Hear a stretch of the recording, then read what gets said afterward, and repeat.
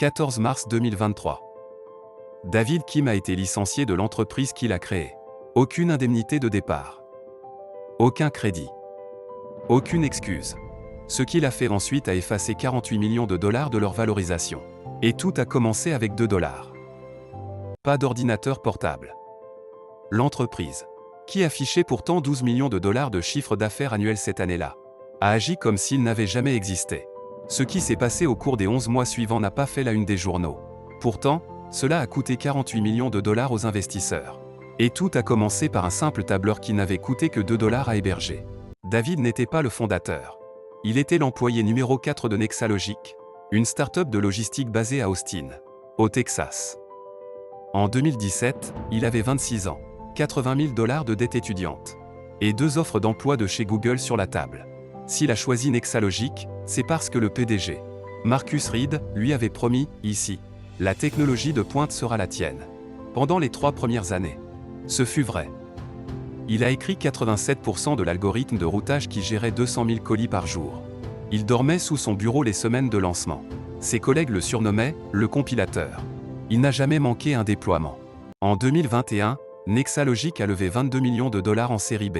Le visage de l'entreprise a changé. De nouveaux vice-présidents sont arrivés. Diplômés de Stanford avec des MBA en poche. Des campagnes marketing ont été lancées. Avec Marcus pour seule figure de proue. Le titre de David, lui, n'avait pas bougé, ingénieur principal. Son salaire plafonnait à 98 000 dollars. À côté de ça, des nouvelles recrues moins expérimentées commençaient à 140 000 dollars. David a demandé une réévaluation de son statut à 2 reprises. Les 2 fois, on lui a répondu « Nous n'en sommes pas encore là ». Alors, David a cessé de prendre la parole en réunion. À la place, il a commencé à tout documenter. Chaque commis, chaque déploiement. Chaque email prouvant qu'il était le seul et unique auteur du module de routage central. Il ne savait pas encore pourquoi il le faisait. C'était juste une intuition. Février 2023.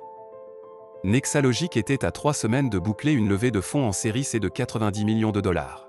Un mardi matin, Marcus a convoqué David dans une salle de réunion vitrée. Restructuration. Ton poste est devenu redondant.